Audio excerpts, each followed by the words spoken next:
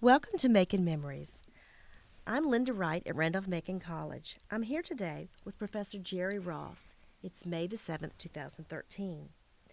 I first interviewed Professor Ross 5 years ago on April 22nd, 2008 with Religious Studies Professor Willie Chappell.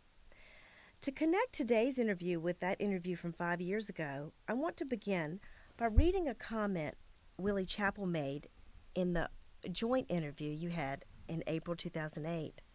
He said, quote, "As I look back over my student days at Randolph-Macon, I come to the conclusion that for every student who came here, it was sort of a crisis in their life, and we were a crisis in the institution's life. That is, there was always something going on the scene and behind the scenes." End quote. I think that's a helpful way to approach the subject of the desegregation of Randolph-Macon. It was part of the ongoing story of crisis in the lives of individuals and of the institution. So I want to begin with your story, Jerry. You graduated from Randolph-Macon in '75, and you came as a freshman in the fall of '71 with the first class of women. Coeducation was a huge change for Randolph-Macon. However, the color barrier had been broken 6 years earlier when Haywood Payne transferred to Randolph-Macon in the fall of 1966 as a junior, graduating in '68. After Hap Payne, Dennis Howard was the first four-year African-American graduate of the college in 1972, then Reggie Barley and Fletcher Johnson in '74, and then you and Mike Love came and graduated in '75. So we can count on one hand. We really can count the number of African-American graduates up to you. So I want you to tell us your story about about your background, where you grew up, went to high school, and how you happened to come to Randolph-Macon. I grew up in Richmond. I'm a native of Richmond, Virginia, and I'm a product of the public schools there. For the most part, I am a product of a segregated school system. Integration was occurring, I would say maybe by osmosis, but there was forced busing my last year of high school to try to manage and make the numbers proportionate. Governor Godwin at that time, I think it was, his daughter went to Kennedy, and he endorsed the integration of schools and really pushed that. My senior year, the seniors were permitted to finish out the high schools where they were, but others were moved all around. Product of segregated schools, and the schools were not bad. And at least the ones that I attended, and that may be because it was Richmond. From what I understand now, that Virginia paid for its segregation. The teachers who were forbidden to attend institutions of higher learning here were funded by the state to go to other states to get their masters, and also numbers of my teachers had their masters and were very proficient and sharp, and so we benefited tremendously from them. And as an honor student, I had the privilege of being with them, particularly during my during my high school years. With the honors classes, they were much smaller and more advanced, and so they really pushed us. And so it was an enriching experience, and we had questions about how integration would work out. And now, after these many years, it didn't work out as well as many had hoped. And so what integration did, to a significant degree, it may have swallowed up some of the histories, the artifacts, and things of the then African American institutions and schools as well. Some of that data has been lost now. Trophies that we won in high school, we don't know where they are. And we had trophies going back to the time of my father, the trophy cases and pictures and all. These things are gone. They're not in the existing Maggie Walker School, which is a governor's school. And your father also went to Maggie Walker? Yes, my mother went to Armstrong, so I had a Oh, wildcat and a dragon. little rivalry. Yeah.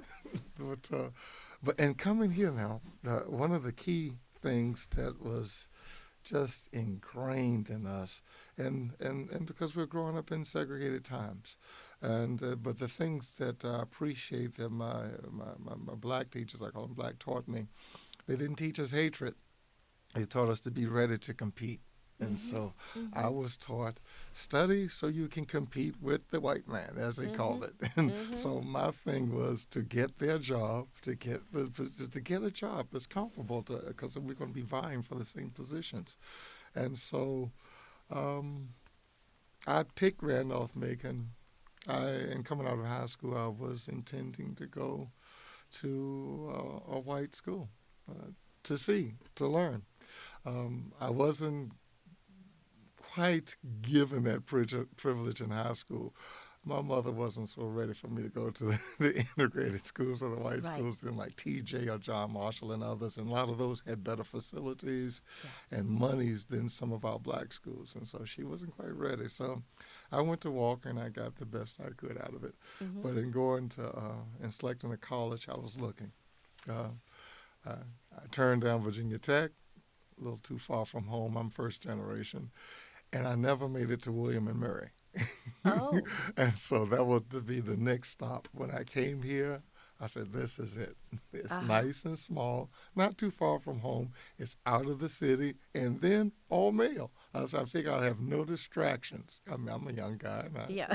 I'm not Catholic or anything, so girls are wonderful. So I said, well, at least I can focus on my studies. And so that was one of the main reasons, and the second main reason, they had a good religious studies program. Mm-hmm. And had a friend here. Fletcher Johnson came ahead of me, but he graduated with me. So he Was was he here. from Maggie Walker? He was from John Marshall, played against him in high school. Oh, And so we okay. were rivals, but he knew about me. And as a basketball player, and Yes. we champions and all, they knew us, but also I think another thing that they may have known too, I was I was a student. I've always been Yeah. a kind of bookworm or nerd or whatever, and so I graduated salutatorian of my class. I had a 4.0 average, Oh, wow. and Congratulations. and Wow. so a young lady beat me out. Somebody just gave me a picture from the Afro that had us in it, and so my books were better than my basketball. Oh. And so I've always been a student. And so Mm-hmm. coming here, I'm looking at education, and really I had a plan. Mm-hmm. Um, I figured if I go pro, that is a long shot. And even if I could have gone pro, I was betting on 3 years, I save all my money, and I have enough to do everything I need to do. That didn't happen, and I wasn't crying about that. But basketball was a plan to get to school because Yeah. I didn't have the monies and stuff. So I had a academic scholarship, athletic scholarship, and a loan, Wow. and I made it here. When I graduated, tuition at Randolph-Macon may have been 3,200, a whopping 3,200 Right. bucks. Full tuition. Full Right. Yes. tuition. Yes. And so coming here was just exciting. Yeah. Ladies, but it's just getting into the mix and getting to college. And I did not perceive it to be a problem. I think we were learning each other. I think numbers of whites had some experience with blacks, more or less. And in the dorms together, we lived in the motel dorms. Garland, I remember Garland a couple of years, then Star. And my last dorm was Bennett. I was like RA then. But we just learned from each other. Right. And also being recruited by Coach Webb, had a special bond with Eddie because I played against Eddie in high school. We Yes. met them in the regionals, and so I knew about Eddie Webb, great shooter, and there was Paul Jazz and others. So we were all in the dorm. Most of the basketball team was in the same dorm together, Right. and we just stuck together and bonded and traveled and had just great times together, and we learned from each other. Mm-hmm. So we learned cultural peculiarities or distinctive things. We traveled. We looked out for each other. So if I carried him with me, I'm going to watch out for you, so Mm-hmm. nothing's going to happen to you. And the Mm-hmm. same with Mm-hmm. them. And so it was a real neat experience in that capacity. Um, Strange things, and it may sound kind of crude, but I use this expression as I talk to some of my friends. Um, I said, ignorance is not prejudice. Uh-huh. So Oh, yeah. there are smart folks in every group, and there are not so smart folks in every group.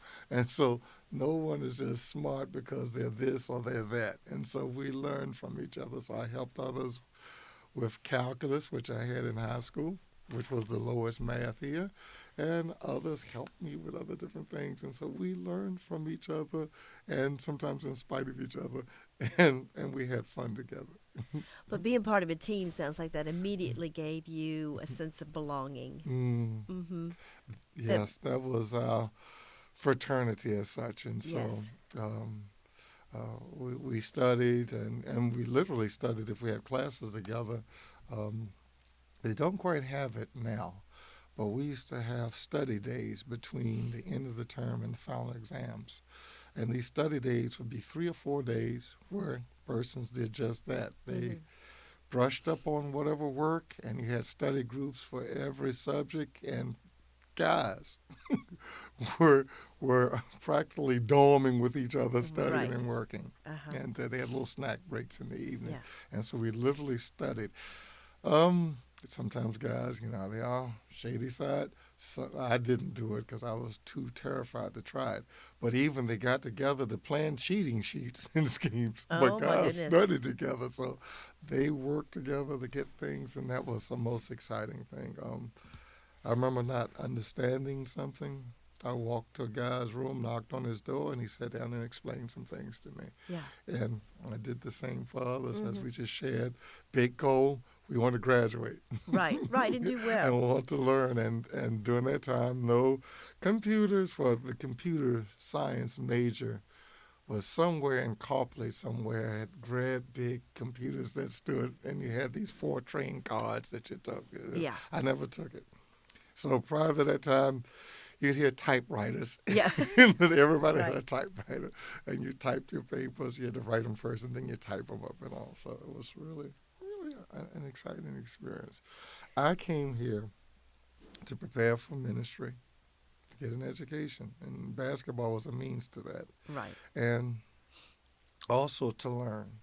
And with that learning, to learn from persons with whom I hadn't had much contact. Mm-hmm. And so, with the forced busing at my senior year of high school, we had an increased number, significantly increased number of whites at Maggie Walker. Never before like that. And they were on the football team, basketball team, and we shared and worked together and came to appreciate them. Um, Numbers of them were from the Oregon Hill area in Richmond, and Mm-hmm. that's Mm-hmm. where VCU is Mm-hmm. now. Right. Yeah. Um, the Oregon Hill area and some of the West End areas, we didn't quite like each other. So we were put together. The movie Remember the Titans gives you a taste Yes. of what it was kind of like in some cases. Persons were put together, and we learned to deal with one another. And I don't think there weren't any big no big ruckus or anything, Right. but we learned from each other and from being forced to be together, and I think that was the beauty of that experience. So you'd had a taste of that your senior year in high school, Yeah, even yeah. though prior to that it was pretty segregated school. Pretty But segregated. mm-hmm. My first white teacher would have been in junior high school, and we had summer programs. Lyndon Johnson, I think it was, started these free summer programs, and this was mainly for kids in the low-income areas. And what happened, they would pull you off the streets during the summer. You went on trips Mm-hmm. to expose you culturally. You worked on English and math, and that would help to improve your skills. And Yeah. so, and it kept you off the street and out of trouble. So Yeah. I participated in those, and you had fun. These Yeah. were the girls, we danced and Right. recreation and everything. Had my first white teacher then, and I think his name was Mr. Hubbard. Uh-huh. He taught math. He liked basketball, so he'd always be doodling basketball plays on his sheet and stuff. But I remember him. I remember him Uh-huh. distinctly, and he was a real treat. He was a good egg. I'm not sure what high school where he worked or not, Right. but Well, you said your mother was not ready for you to go your senior year when students had the option of hmm really being bused to a hmm different student. But how did she feel about your coming to Randolph-Macon then?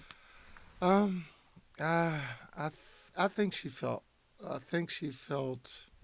I think she felt well about it. Coach Webb came and talked to the family, and then there were others here with which I could share. Then also, a friend of my father's who worked with him lived here in the Ashland Oh, area. okay. And so my father worked at Rich Food. He was a truck driver. Uh-huh.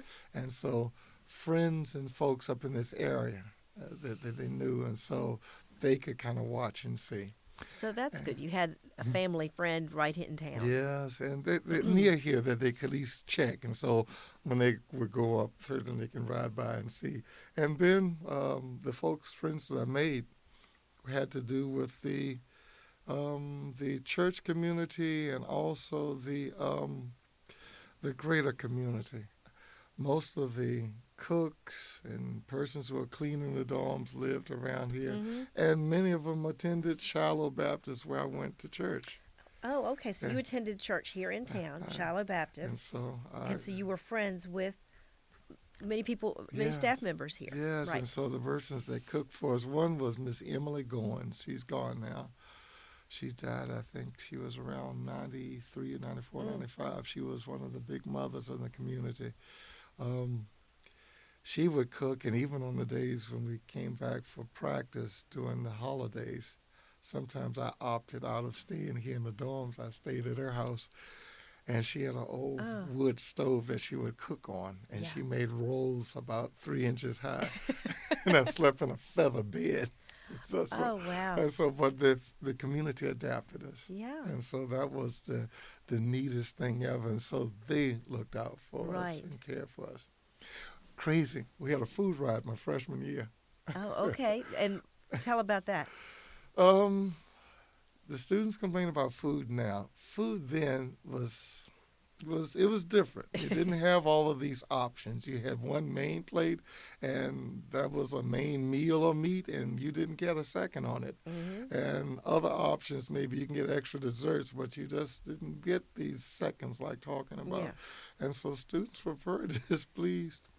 And they had a food ride. I was in basketball practice, so I heard about it. Good for And you. the coach came out and pleaded with the food service provider to get us to eat. So we did get something to eat. But I understand around 6 o'clock or so on that afternoon, you could cut the tension in the cafeteria, and all of a sudden it erupted. And so persons threw food everywhere. Tables were turned, food was on the ceiling, food was thrown at the folks behind the serving counters. Oh, Everything no. was just totally disrupted because they were dissatisfied with the Yes. food service. And we came over and looked, it was just incredible. I wasn't too worried.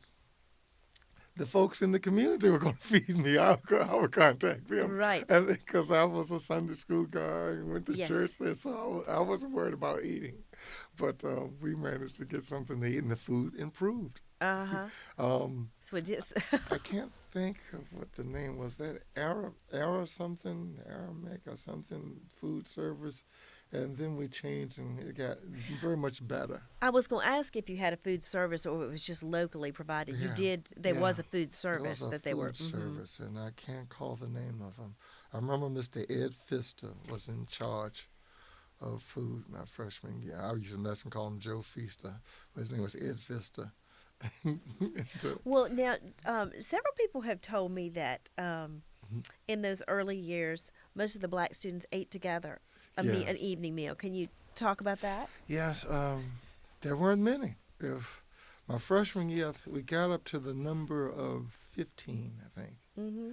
Whopping number of 15. There was 7 in my class, and out of that 7, three of us graduated. It was Mike Love, Dave Chavis, and myself. All the others dropped. Yes, it was James. What was James? I couldn't think of what James' last name. He was a football player. He left after the first year. John Counts was from New Jersey. He had an accent, upstate Trenton, New Jersey. He dropped out. Glenda Dickerson. I think she may have finished another school. She dropped out. Charlotte Beeman attended. She was from Richmond. John Marshall, my class. Not, same year. She attended a while and she left, I think, after her mother passed. And I think she must have finished VCU and went on to get her, I think, PhD. She's in psychology. So that left Love, Dave Chavis, and myself. Dave Chavis is from Armstrong. Mike Love was from Front Royal. And I was Walker. So we three and Fletcher fell back into our class, and so he marched with us. So he graduated, marched with you. Well, and Mike Love also became a minister, I think, didn't he? He's a minister Were you around the Chicago both religious studies majors together? He was psychology. Oh, okay, good. I think his father had been a minister, but Love would come to church with me many times. He was a good guy. And so he was in psychology. He worked for Sears for about 25 years and retired, and then started a church. And so he's doing well in the Chicago area. It's either north or south of Chicago. Well, no, you were a religious studies major, correct? And you said you came knowing that you wanted to go into the ministry. We want to talk about academics for a while. I know you were really nurtured by Willie Chappell from your previous interview, but other faculty who were important to you, or any relationships with faculty or the academics that you want to talk about? Yes. The three. It was Willie Chappell, Ira Andrews, and B.J. Seymour.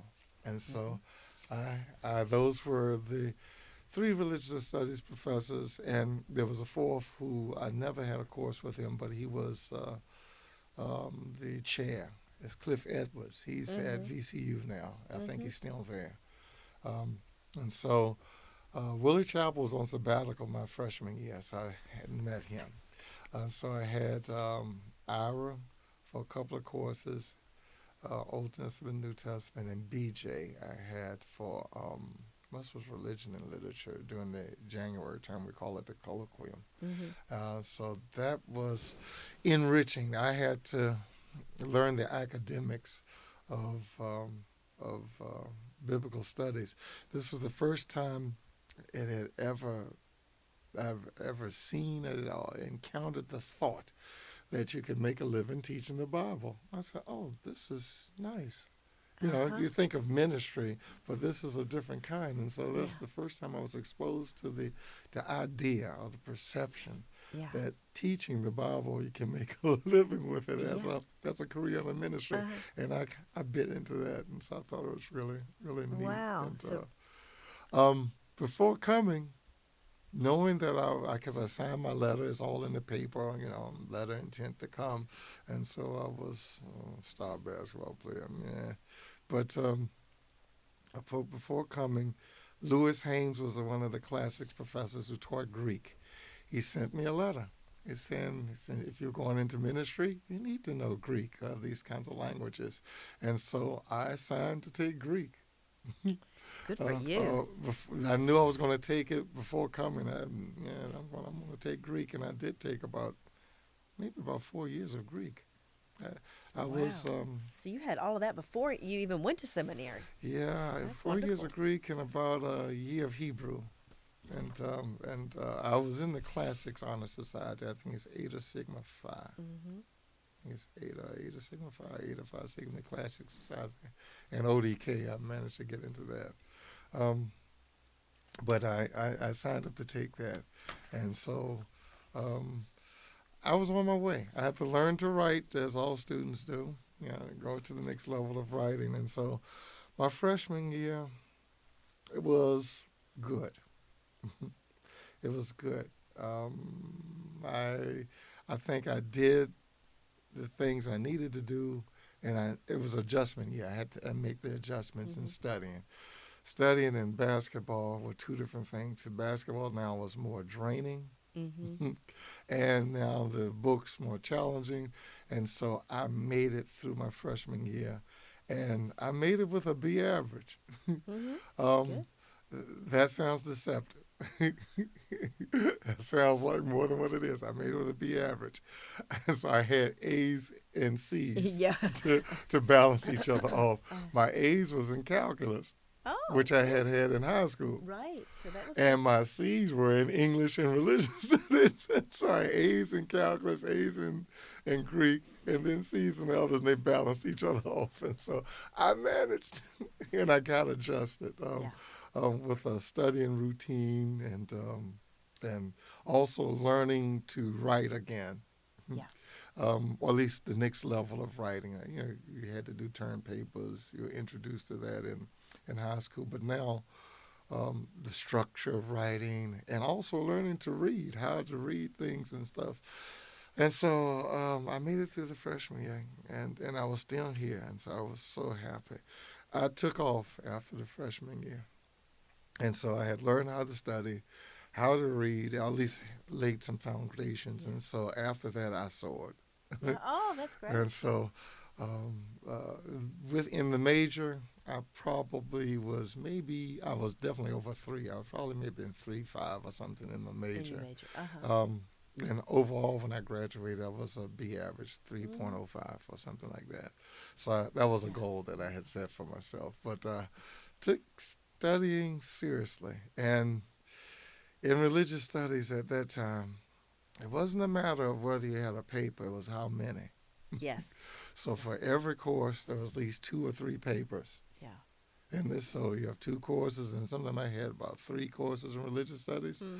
Some of them do about 2 or 3 papers per class. Yeah. And so typing goes on, and you have to plan ahead. And those were the days of card catalogs, and Yep. you have your little note card files Yes. that you did. Yes. And so this was the stuff of things. But it was fun. From Willie Chapel, I learned about note taking. And that was from writing down the notes he would write on the board for us. Uh-huh. With note taking, and I've written things up and shared it with students now about how to take notes. Yeah. Um, Capturing the topic, relating your information to that topic, identifying things, defining what's the logical connects. I learned how to take notes, and also in learning how to take notes like that, I learned how I learn. Right. Um, uh, to me, everyone doesn't learn the same, and so I mastered how to learn and then how I learn. Mm-hmm. And once I could do that, I soared. And so even now, I'm a chronic note taker. And when I read books, if they're going to be meaningful to me, I have to do write-ups on them. Yeah. Once I write them up, I don't even need the book anymore. You can remember, right. I have it in the format in which I can learn and understand it and process it. And that I learned from Willie Chapel. Oh, And wonderful. so I do this with students now. I put notes on Moodle, and I feel like I'm spoon feeding them. Yeah. But I get the sense that maybe they haven't learned how to look for structure and connect ideas. Right. And maybe, in 30 years, there'll be a student sitting right here and say, I learned how to take notes from Jerry Ross. I hope. I hope. So that one can only hope. Well, let's talk a little bit about the social scene when you were a student. Just describe that. You talked a little bit about the dorm. You talked about basketball, meals. What was dating like? And I know you said you were involved in the town. So just that whole social scene. Ashton was extremely dull. I knew this upon coming, and so Yes. my thoughts were, I'm coming for education. Playing ball would be fun on the side, and education. I had I had 1 or 2 teachers in high school. Since we had the forced busing, also teachers were bused, Right. and so my calculus teacher, Mrs. Baker, was white, and Mrs. Weston, my English teacher, was white. Her husband was a Randolph-Macon grad. Oh. So both of them were cheering when I came signed to go to Randolph-Macon. They good. were so happy for me. Yeah. And Mrs. Weston, I would see her from time to time when her husband would come back for occasions. I see nice. him, they wave at me. Um, in coming here, it was the education that was really there, and that was really impressed upon me. Um, and so boredom, oh wait, that's just less distractions. Ashton was an extremely boring place. Um, there was a 7-Eleven across from that little mall area, and that Mm-hmm. mall area developed tremendously. Where we have in downtown Ashton. And all of those hotels on the other side of Route 1, they were not there. That was all woods. There's an original truck stop that's way down there. And that was way down The there. I one that's mean, still there in Doswell. yes, Yeah. the one near 95. Oh, that way. Uh huh. That Uh huh. original truck, that the original truck stop, that was the only thing that was there Yeah. after dark Yeah. that would be open. And so if you wanted something to eat after the cafeteria closed, you would go to the CX, the campus exchange, and after they closed, you would go down to 7-Eleven or way down to the truck stop and you get something to eat. So very Right. boring place. I dated a young lady around here, and so her mom worked down at the truck stop. So sometimes I could get down there and get something to Get eat. get a good meal. You I you get know how to something look to eat. out for your meal ticket. Yeah, with that boredom, the fun was on campus. We planned things. Yeah. I'm with a committee. I work with a diversity committee, a diversity council, and one of the concerns was students finding things to do. We had to plan our activities, so we got Mhm. together and planned our makeshift parties or whatever on the Mhm. weekends or our road trips. Mhm. So the road trips could be you can go into Richmond, the black colleges, or go to Mary Washington or Mary Baldwin. There was all girls schools then. Or go anywhere. You get in your cars and go. Guys Mhm. had cars, or either they brought young ladies in for the weekend. Mhm. They shared. So we planned activities, Mhm. and the 15 of us, we even formed. Gosh, we formed a kind of organization where we collected our monies and things to plan things, particularly for Camp Talent. Mhm. The Camptown races, that was, oh gosh, that was a tremendous weekend. That week, students wouldn't go to class too much, and it was just almost one full week of party. When you say you planned things, so you mean the 15 black students would get Mm-hmm. together and you would plan your own activity, or was Mm-hmm. or so you were doing your own thing, but in conjunction with the larger group, With the larger right? groups, and we invite persons. Sometimes we could get space where the campus center is being built.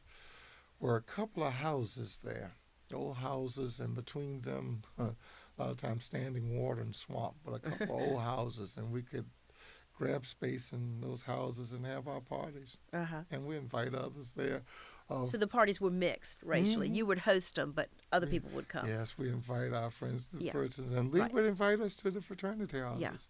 And so we'd go there, um, especially, I was especially close to SAE. Oh, okay. Um, Paul Jazz, oh gosh, let me call the other one.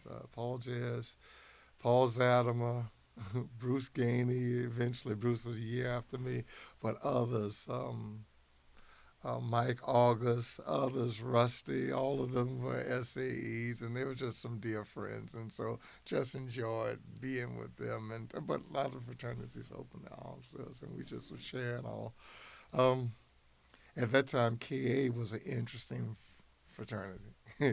And Talk a little bit about it that, has 'cause, some history. yeah. And, um, they were known to put on the Old South each year, Uh huh. and they would dress in Confederate uniforms and have their ladies in Southern bells. I went in the fraternity house. I was a member of a Christian fellowship group which we formed, and one guy was a gem of a fella. Gosh, I can't think of his name. But he was just the most warm guy, and I would go to see him sometimes. And He so was a that's KA. Mm-hmm. Mm-hmm. and in the house they had this gigantic Confederate flag hanging over the fireplace. Uh huh. And so interesting now. So, None of them approached me or us in any kind of way. Sometimes one time we had just run-ins at a baseball game or something or another, but I think they kept some of them kept to themselves, or they were gentlemanly as they treated me, so I didn't sense anything from them. But you were talking about going to fraternity parties. That was the exception then. Yeah, I For the don't most think I part. ever went over there for anything. You know, I Right, don't remember. right, but now there was a black fraternity started at one point, the Omega Sci-Fi, Yeah, and tell about that. okay. Wasn't started, we all pledged that. We never had a chapter here. And so I pledged my senior year, and a young man who was with me graduated. He was 2 years behind me, Sanford Morgan. He was a sophomore. I was a senior. We pledged together. And the year before, it was Chris Turner, not Chris Turner, Chris Lee, Chris Uh-huh. Lee, Fletcher Johnson, and Mike Love. They pledged before me the Uh-huh. year before. So they were in 74, we were in 75. So at one point, there were 5 of us on campus. We participated in the Panhandle Council, Yeah. but we didn't have a chapter. And so all of us graduated, and so ended. So it was a national fraternity. It's just Yeah. you never got the chapter fully established here. Yeah, it's not enough. Okay. And we pledged, a grad chapter pledged us. At that time, it was pledging and it's for intake. And it was, the fraternity thing was, for me, it was keyed by our togetherness. We were together. And so I pledged Omega mainly because they did. We Yeah. were brothers and we Right. shared together. I looked at some of the white fraternities here, and you kind of wonder, this is early now in the 70s Right. and stuff. I just wondered. And I think Fletcher Johnson came up with the idea of pledging Omega, and Christopher Lee's father was an Omega. Okay. And so we said, we'll go with Omega. That year that I pledged, also Danny Connors was here. He's been on the trustee board several times, and so 2 years behind me. He should have finished in 77. Okay. Danny's father was a Sigma, and so Danny was going to pledge, but I think his father must have pressured him, like he didn't want him to pledge Jamaica. But we were very close, Danny and I were very close. But that was a fraternity presence that we had on campus, and it was really, really neat. One of the reasons I pledged Omega, certainly our bonding, but I did some investigation.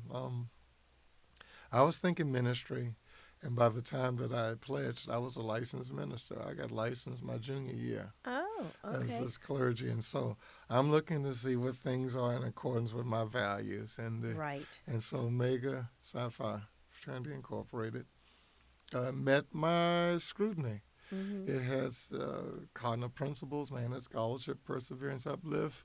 You have 20 pearls, value, and principles. And one of his founders is a minister. Yeah. He was an undergrad at that time, but Bishop Love was his name. And so those things were inspiring to me. And I looked, I said, well, this would be consistent with what I'm about. Now, I saw the fraternity from this side. When you go into black campuses, you see the other dimensions of it. And so, What can you say about that? What do you mean? yes,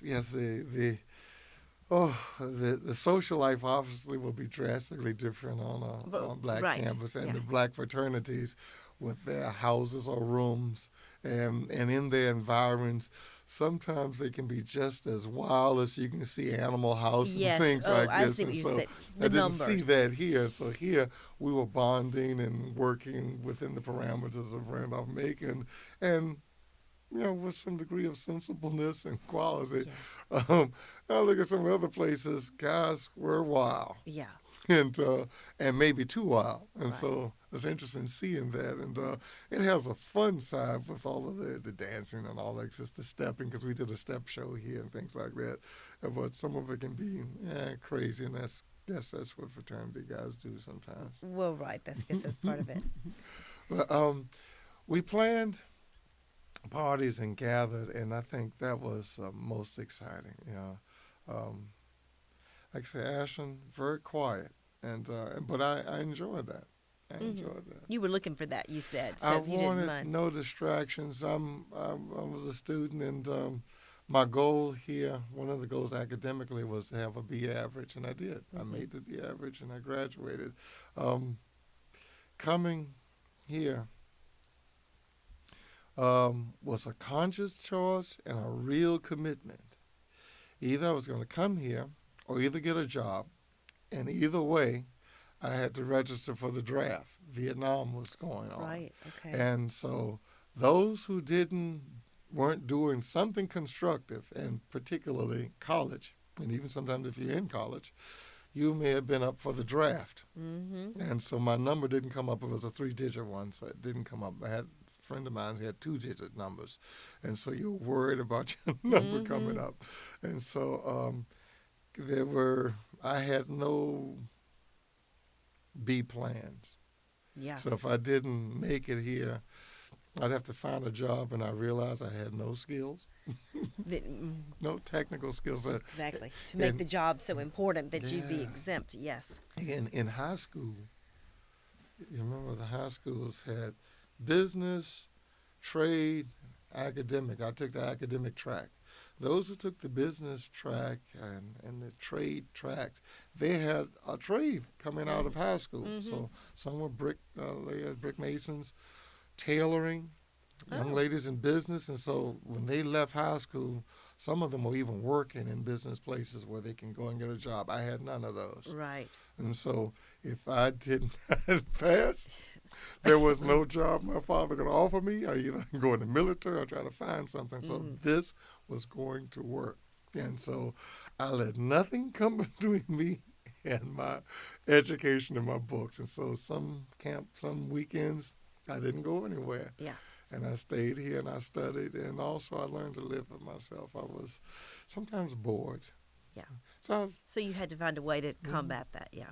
And in that case, I explored all that Randolph-Macon offered. We had speakers coming in, free movies, different activities on campus, even in and out the dorm rooms with friends, listening to music and sharing and all. So that I learned from others, and also I learned to deal with me. And so I remember some weekends I studied, and I was just bored here, but I learned to live with myself and enjoy it. And I think that was good for me. I can be by myself. I think some persons need to be entertained or engaged or have not learned what makes them tick. Or even maybe I think sometimes they are scared of themselves, to be in the room with themselves. And so I learned that. And that's all of this now. I'm thinking ministry now, so I'm preparing. Yeah. And Chaplain Gibson, Bill Gibson, was the chaplain then. Upon knowing that I was interested in ministry, he managed to get funds for me to go to retreats. So I went to some retreats, good. and we were courted by Young Life. I think it was Young Life Christian Fellowship. No, Young Life was in high school. InterVarsity? InterVarsity. And so they had different trips and things retreats we would go to. And so that was neat. Did you participate in any ministry on campus? Leading We Bible formed studies or anything? Good News Christian Fellowship. Okay. That was a crew. We all formed it by virtue of the dining hall. The dining hall experience. I would typically come late on Sundays because I'm coming from church. Right. I'm dressed up in my suit, with a Bible in my hand. I was a Sunday school teacher starting in high school. And so I went to Shiloh. I would teach Sunday school. Well, and that's so I would wonderful. come so persons would see me.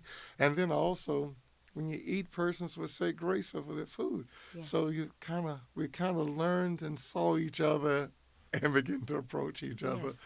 Also, I wrote some things in the student paper. Okay.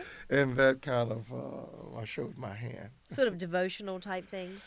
No, this was just reflective. 'Cause okay. you're out of the 70s. And so, and one of I have a copy of it. One of them counteracted the stereotypes. And one of them, you play basketball. I said, I didn't do more than play basketball. Yeah. And I think I ended one of the little editorial pieces says hard being a Christian. and, Look how and, people and so, thinking or talking. Yeah. and so persons begin to meet and see, and I think we met together over the summer. Was that the first summer or the second summer? I think we met together over the summer. I think after maybe my sophomore year, either my freshman or sophomore year, and we planned. No, it was after my sophomore year, and we planned the fellowship, and we organized, and we call it Good News, and we would meet in Duncan Memorial on Thursday evenings and pray and share and do different things. We'd make wreaths during Christmas time. We'd have the Stations of the Cross during Good Friday, uh, different dinner things together. And so I was one of the leaders of it. My friends would tease me and call me Jesus. But that was a racially mixed group. The good news, yeah, that was just anybody on campus who was interested in the fellowship. That's I great. got exposed to United Methodists and others, and there was an African American bishop in the United Methodist Church who would come here. Older gentleman, I can see him now. Oh, okay. His hair was thin, rounded face, clean shaven. I can't remember his name. Methodist bishop. So they would come from time to time to the church and to the school, and so I remember meeting him, and I can't remember the occasions or why. But also at Duncan Memorial, the minister would work with us too. Chaplain Gibson, he was working on the campus, but the minister, oh gosh, I think his last name may have been Miller. Not sure if I'd have to look it up. Because his daughter also came here. And then there was another pastor. No, he was from there. His name was Acosta. He was in the United Methodist Church. And his daughter attended. I got summer jobs. About 3 summers. That's 3 summers I worked at Centenary United Methodist Church in Richmond. Oh, through. Doing their summer program. Okay. Dave Hyman, who's the pastor at Duncan, Yes. was a senior when I was a freshman. And so Dave had heard and seen about me, and Dave is a SAE as well. And so Dave offered me a job working. That's how I made the contact. Okay. I found out about Cincinnati United Methodist working in their summer program. Dave was a deacon of sorts Right, there then. right. I think it was Dr. Blankenship or Blanken something, who was the head senior pastor at Centenary. So I worked during the summer programs there, and Dave was a main contact, and I was exposed to United Methodist, so that was really neat. That is. That's very interesting. I learned the United Methodist. When I was in Pittsburgh, I was exposed to Presbyterians. Okay. It was when I got You're to very Pittsburgh. ecumenical. Yeah. Yes, when I got to Pittsburgh, I had to go to seminary first. I went down to Richmond and Union, and all this Presbyterian.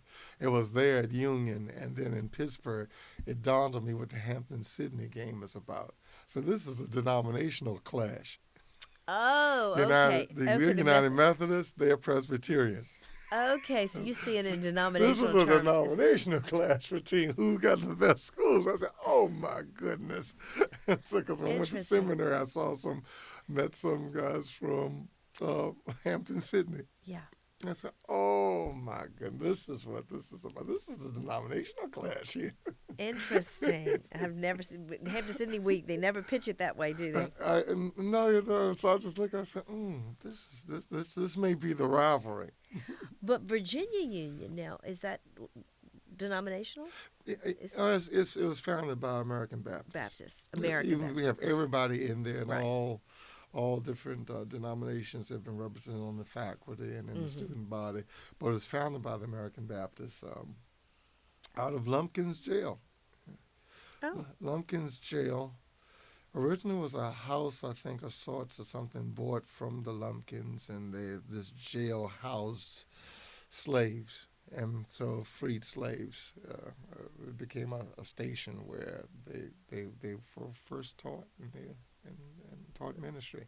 So the School of Theology at Virginia Union was Virginia Union's earliest school. It became a grad school during the time of Dr. Ellison, the first African American president during the 40s. It became a graduate school. Interesting, fascinating history. Yeah. And so Virginia Union is the Lumpkin Jail would be downtown where they have that the slave walk or something Down by the canal. Down by the canal. And so around that area would have been Lumpkin Jail. Well, talking about Virginia Union, you went after Randolph-Macon. You went directly there to graduate school, and you mentioned in your earlier interview that you were preparing for ministry in the Black church. So how was it you came to Randolph-Macon, which was when all your 4 years here was predominantly white institution, and then you went to Virginia Union preparing for ministry in the Black church?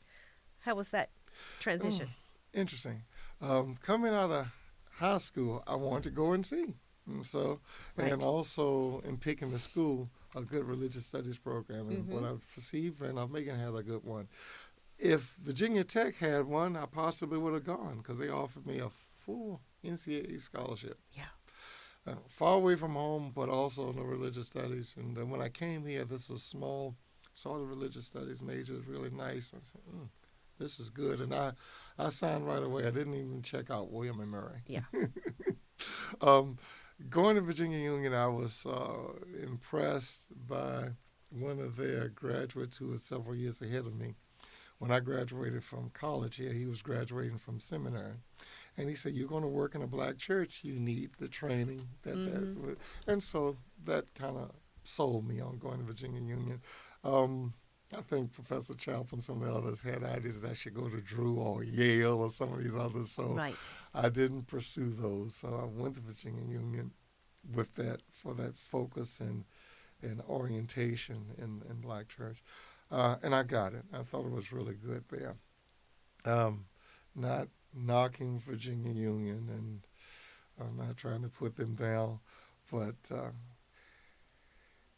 the challenge was in the orientation of working with African American congregations and learning the needs and all. I wasn't so, I hate to say a challenge academically. The pace of the class. And so I think the pace of the class was oriented by the students in it. Having been here with Bible and this and that, I wanted a faster pace. Well, in 4 years of Greek, most students don't go to seminary with 4 years of Greek and some Hebrew. And so when I was there, they're starting back where I had been, and then students fighting with the professors about, taking their Jesus and this and that. And so, Lord have mercy. And then some having their disabilities they haven't dealt with, soft spots. And so I worked through it because one time I thought I would leave Virginia Union. And another guy who served as pastor here, Dick Solon, he was the New Testament professor. And I would talk with him a lot and share with him. Dr. Solon was just a gem. I think he's in the United Methodists because he and also he served at Pace down in VCU. Oh, okay. And because he eventually left Virginia Union after teaching New Testament there. And he wanted to go into the church. And his son now is a theologian. He works at Wesleyan. I think he's at Wesleyan Seminary. Oh, okay. And so he and his son, Dr. Solon and his son, he was a little boy when I was in seminary. Yeah. And so they have written books together. So Dr. Solon helped me, and I would do extra reading. I'm self-motivated and disciplined, so I do my reading and prepare. And again, I had seen teaching as an option. And when I got to Virginia Union, I realized there were not many, extremely few African Americans with doctorates in Bible. So a nice ready market. To my knowledge, so you're talking about between 75 and 78. To my knowledge, if there were two handfuls, maybe one handful of African Americans with doctorates in Bible in the nation. Yeah. So there was a Dr. Whitelock, and I think he was Jamaican, but he had finished BU and he was teaching. Dr. Kofor was at ITC, didn't know him. Dr. Kofor was at ITC. He's passed now, but he was one of the earliest blacks to get a doctorate in Bible back in the 40s. I think it was from BU. Then at that time, a lot of us were in the Pike. Yeah. And so Kane Hope, I don't know if he had finished yet then. And so that was, that sold me. And so I began to seriously prep and prepare, look at doctorate studies. And so I worked on So it sounds like, given what you just said about there being so few African Americans with doctorates, that you probably could have written your ticket to go anywhere. And you chose to go back to your alma mater, Virginia Union. Well, that was at the seminary now. See, but beyond there, I had to go for graduate school. To Pittsburgh, you went to Pittsburgh for the PhD. Yeah. And so I pursued it, and I am not smart. I am disciplined. What I found is, and I saw it at Pittsburgh, smart people many times don't get degrees because they don't need them. They're smart. I've seen some guys. I got Pittsburgh. He was utterly brilliant, and all he was doing is working at the school, just hanging around, having fun. Yeah. Never It finished. was just something to do. And I think he had some degrees of this or that. He had several, but he was working around. It was just something to do. But this guy was brilliant. He could talk to you about quantum physics and then talk to you about history and the Bolshevik Revolution. He was just brilliant. He just walked around in rags. Another guy I met, he was in biology. His dissertation was on a floppy disk like that then. Yeah. And he was just hanging around. And these guys are brilliant. I said, what it is, and I look at most of the folks who get the degrees are disciplined. Mm-hmm. To finish it, yeah. And so we are disciplined, and they know how to make yourself do and stay on regimen and work at something. If you keep working at it long enough, you accomplish it. And so I'm thinking, I said all that to say, in applying, Pitt was the only one that let me in. Yeah. I applied to Harvard, and that's because they waived the application fee. I said, well, if they waiver the fee, that helps, because I had to pay for the GRE. And Right. didn't have that much money. I applied to Hebrew Union Jewish Institute in Cincinnati, and because I was thinking about studying Hebrew. Right. I wanted to understand Old Testament. I'm going back and forth. I'm sorry. When I left Randolph-Macon, one of the last courses I took was Life and Teachings of Jesus with Ira Andrews. And it dawned on me that Jesus was a Jew, not a Christian. So I was going to study Old Testament to get at him, to analyze him, and to critique New Testament. That got me into this Old Testament emphasis. So I was still pushing that. And I applied to Pittsburgh.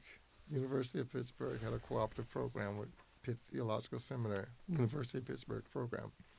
And Dr. David Shannon, deceased now, who a former president of Virginia Union, who had been dean, and also he was a pastor of a sister church in Richmond.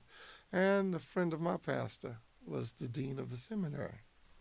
And so my pastor got contact with Dr. Shannon, and so I applied. And I was accepted in the University of Pitt's program, this is my take, at the 11th and a half hour. 2 weeks before school started, I was accepted. Here's my assessment after all those years. Somebody dropped out and didn't come, and I had a spot. Oh. And I had saved my money, and so I was working during the summer, saved my money. So when they called, I said yes. Yeah. So I got in. I don't care how I got in. I got in at the Right. 11th and a half hour. And so I went to University of Pittsburgh, and that started it. And I managed to get through. I'm not smart. But you're disciplined. Disciplined. And you finished it. And, Good. And I finished it under unusual terms. I did coursework from 78 to 82, and I started teaching. Oh. I finished the degree in 97. So no one held my hand. I Right. didn't always get the help or the advice or the mentoring that you would get or the coaching. I had to, and it's been my lot to watch and see. So I watch and I take notes and I learn. And so I may have been one of those who fell through the cracks, but because of sheer perseverance and discipline, I finally made it, or either they acknowledged my efforts and also uh, So it was writing the dissertation that was the what took so long, or the teaching, or it didn't. I did coursework 78 to 82, and then between 82 and 91, I was in limbo. So I was studying and reading and trying to make contact. And I'm suspicious, looking back now, a suspect now, no hanky panky. There were kinks in the program and tensions in the program. And I may have fallen through the cracks. And from what I gleaned looking at then and now, the university had developed the PhD program. The Pitt Theological Seminary faculty were adjuncts, but the Pitt Theological Seminary faculty were mainly controlling the program, which was the university's program. And in controlling that program, it probably had a distinctively Presbyterian theological bent to it. But the university is very ecumenical, right. and certainly Pittsburgh is a Jewish mecca for Jewish community. Uh-huh. So there may have been tensions there. And so what I've seen since then, the university has taken over control of its program. And because everything was centered at the seminary, Yeah. but it was the university's road. So I think there were problematic, Right. His internal tensions. struggle. Yes, and I fell through the cracks Yeah. because who's answering to who's working with this and that. This may be more for the tape than we ever need, but my first chair or advisor was a Lutheran.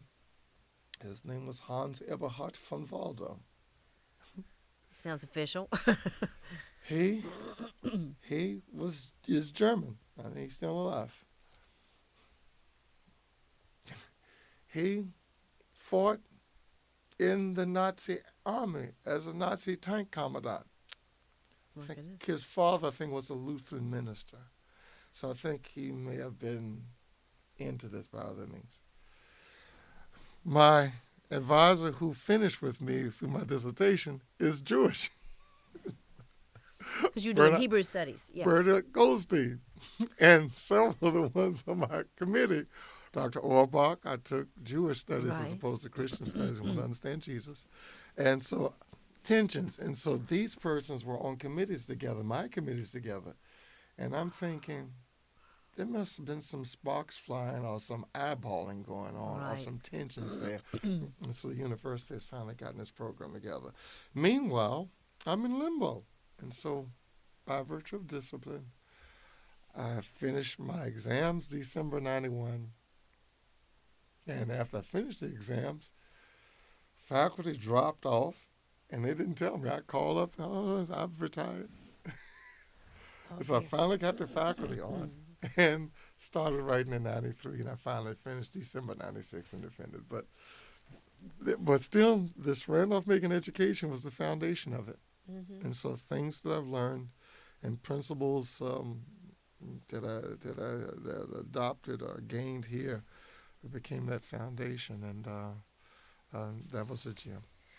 Well, to come back Yes, in the remaining time we have, you taught at Virginia Union for a long time, and then you came to teach at Randolph-Macon in 2006. So tell us about, after many years of teaching at Virginia Union, coming back, how it is to be on the other side of the classroom and the adjustments you had to make on that side. It was great. I've been at Union 24 years then, and I was happy. When I went to get my doctorate, the then Paul Nichols, late Paul Nichols, one of my Christian ed teachers, he has his eyes on me.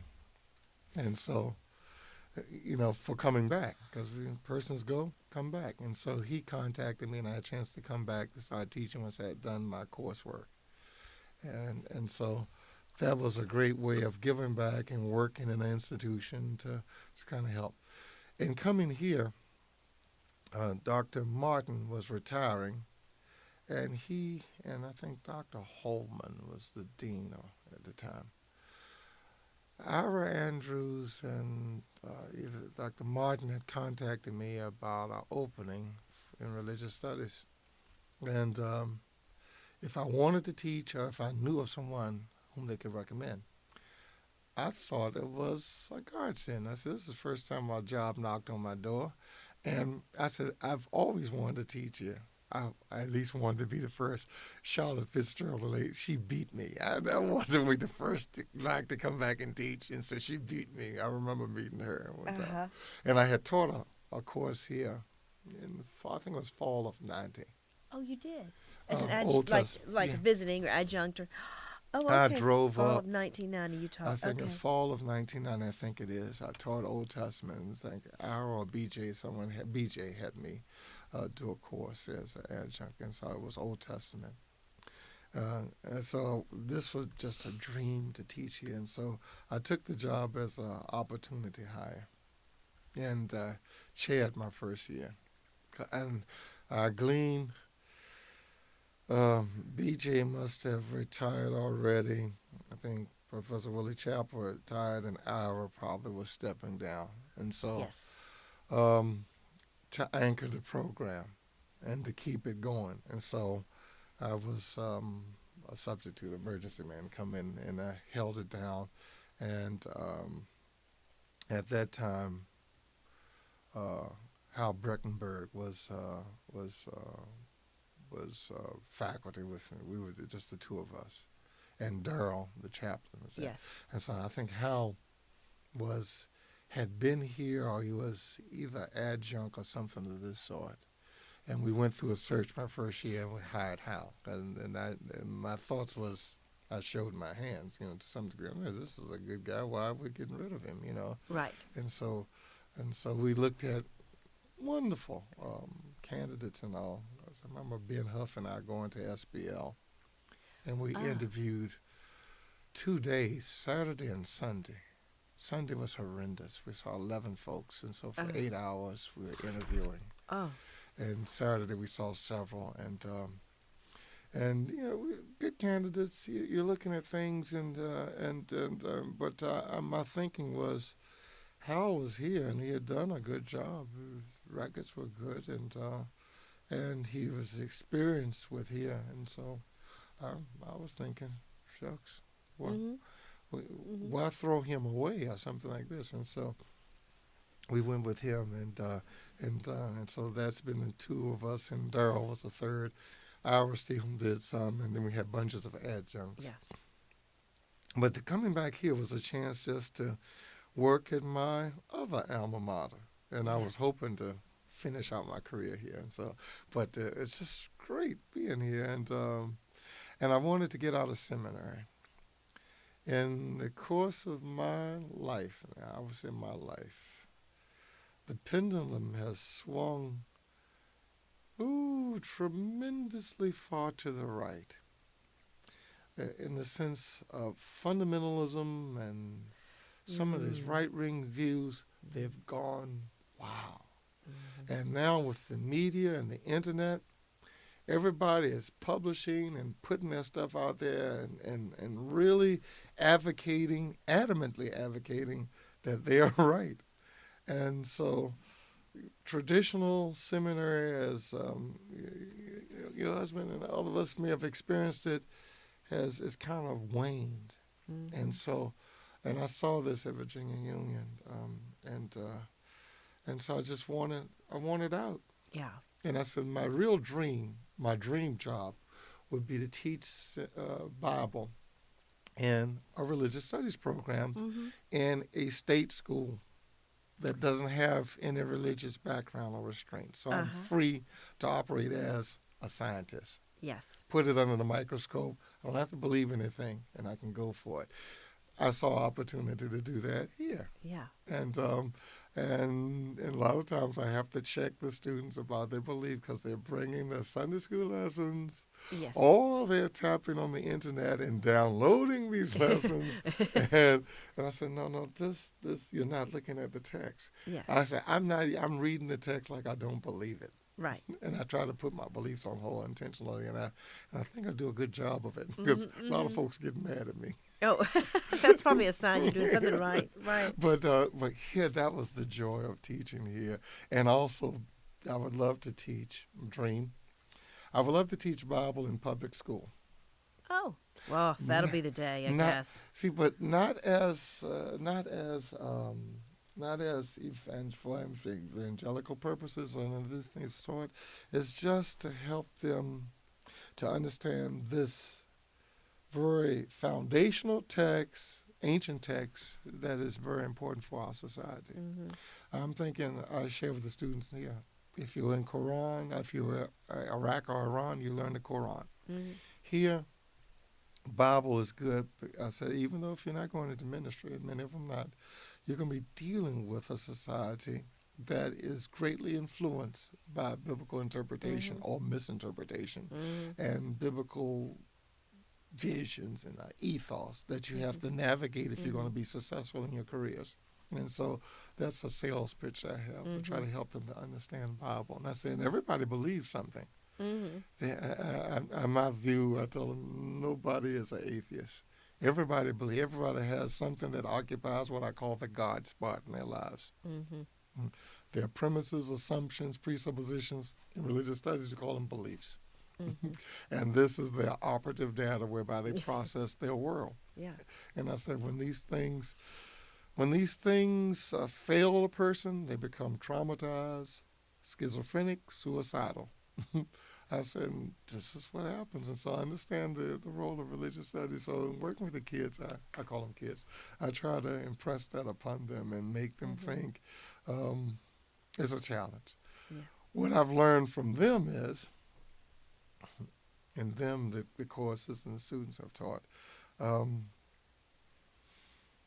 there are different learning styles. I've had to learn to navigate different learning styles. That's how I put it. And I think these different learning styles have been keyed by technology. Yeah. So technology, with its advantages of making information accessible, has not had the means to scrutinize this information, and then persons using the technology have not understood how this information is acquired. So the students can't connect the dots, but they can push the button and get information, but they don't sometimes understand the question or how to follow the question. I ask students, and I think I shared this one time, maybe the last interview, I asked, how many of you know what a card catalog is in one class? And about 7 raised their hands. But the card catalog, you had to think your way around. You had to connect your dots by thoughts. They push the button, and they don't know the connections. Right. That's done for them behind the scenes, right? Yes, and so I've had students wrestle. I had students, for example, do not as good as they could on exercises because I use synonyms for other words we use in class. And they didn't know that the word I used was synonymous to or the same as this other one.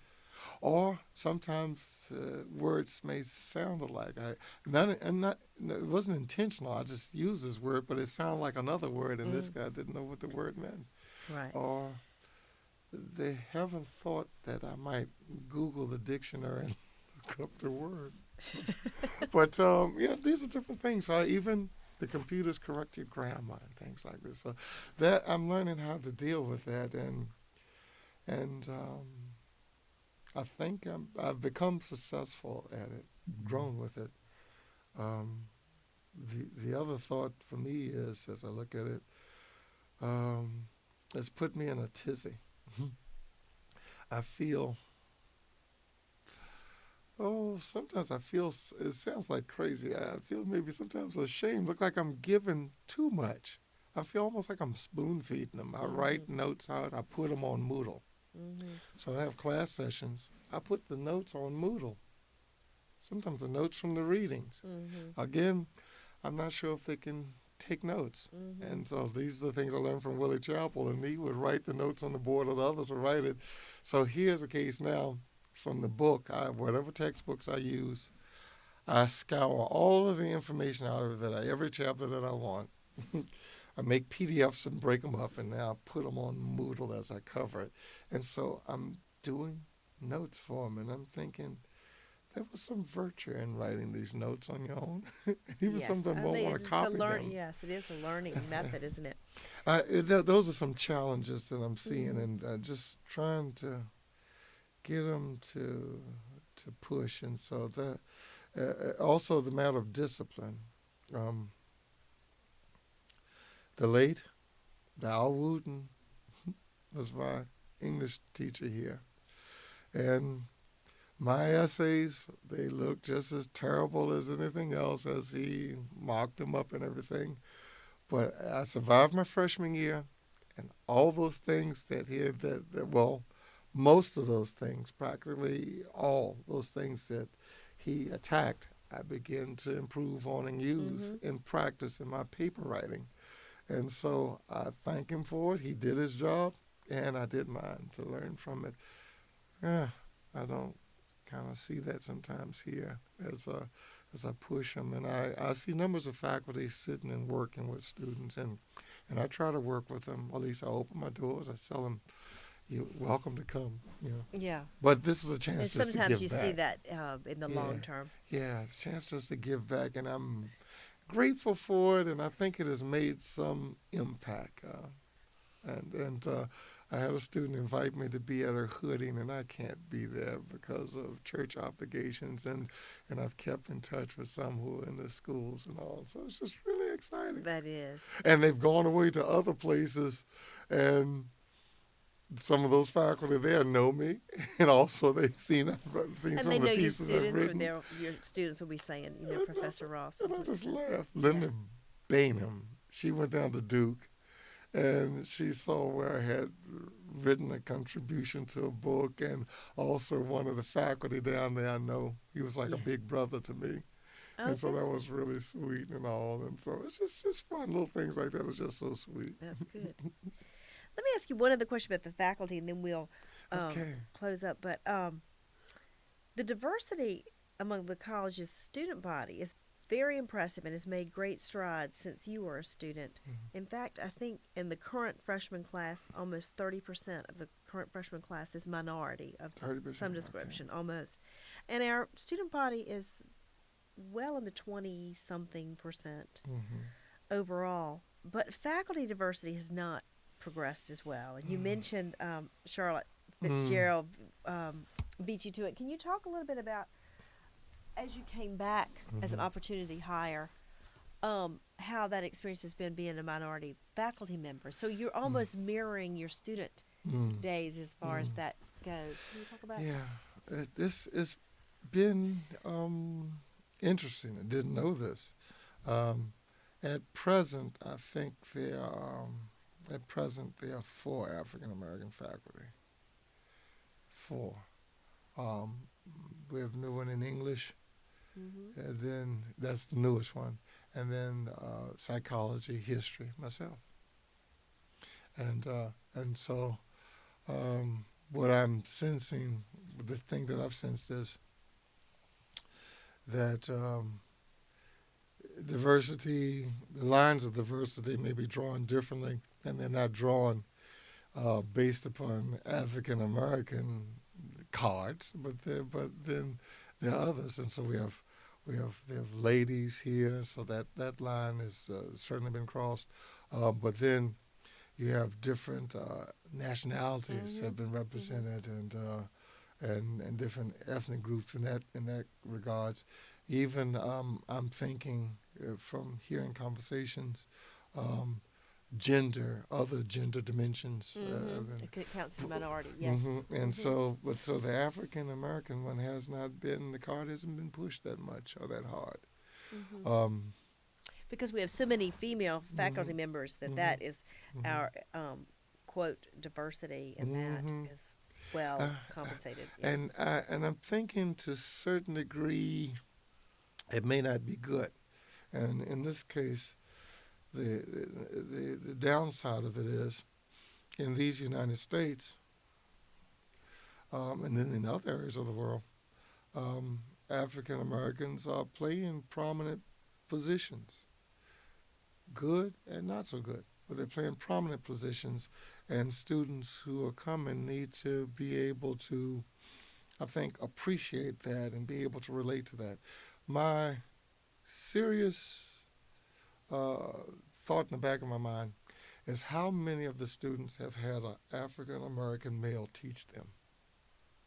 Before I left Virginia Union, several years before I left to come here, an African American student in seminary told me that I was his first black professor. He never had a black man teach him. First black male or Mm-hmm. black professor ever. Yeah, period. Oh. Uh-huh. And he was African American. And then I thought of here, how many of the students here have had, I say, someone who looks like me? Right. If I took off all of my attire and put on some regular clothes, I look like a drug guy. I look like a hood fella, because I'm all bearded. I'm not the typical clean shave. And even to the tallness, you play basketball? No, I haven't played basketball in a whole long. I hold pens and pencils in my hands, and so Yeah. that kind of cultural orientation and appreciation is, I think, maybe lacking, and that's one real worry that I have. That may be the missing component. I think our students are traveled and Yeah. exposed, and I think they're used to seeing the other nationalities and all, but I question whether they have a healthy presentation of African Americans, and that is a worry. It's a worry not just for white students, but it's a worry for black students. There are black students who to me, maybe have some superficial ideas of our history and of who we are. And I've heard about blowing up things the students have and blow ups on campus or things like this. I talk and try to share as best I can. You mean current students? Yes, Yeah. yes. Some of the students I see, I try to encourage them. I've had some come to my classes and take my classes. My thoughts there. Sometimes I wonder in the back of my mind what's on theirs. I'm not going to pass you because you're black. And I've had some athletes, and some of them they'll be here a little bit longer. Some athletes who are a little more trifling. I'm not a pushy person, so I'm not going to whip them and beat them. I use the expression, I'm not going to be their daddy. Yeah. But some of them, I'm thinking, they were a little trifling, a little more trifling, and trifling with this wonderful experience of education that you have here. And my worry is, you may be able to manipulate the system or navigate and graduate, but did you get what you need to have? And so I just wonder sometimes with that. I wonder that aches my heart sometimes for all of them. I was going to say, but that's across the board. Yes, for sure. Yeah. yes. And so that's my worry. Will the school really appreciate that? And here's a case where the Black Studies minor probably needs to be a major. I was one of those interviewed by Dr. Williams when she came and had a chance to hear some discussions and all. And I've questioned Black Studies programs before, but I guess I've had a chance to mature and see maybe some of the soft spots in my thinking. There's some value in it.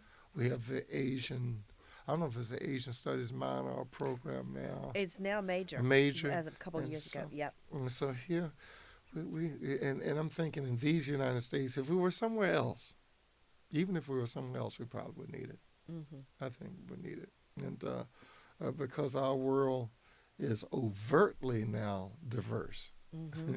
And so I think they need the savvy and they need to be sensitized there, and so that's my big a big concern of mine, and certainly, um, yeah, that's a concern.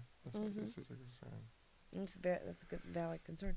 Well, I want to thank you very much Thank for you. coming back and Mhm. especially sharing a lot of the Thank details you. about your student days Thank and your you. time as a faculty member here. I'll give you the last word. Are there any summing up Hmm. comments you'd like to make? Hmm. Randolph-Macon has always, to me, been a great place. You can get what you need here.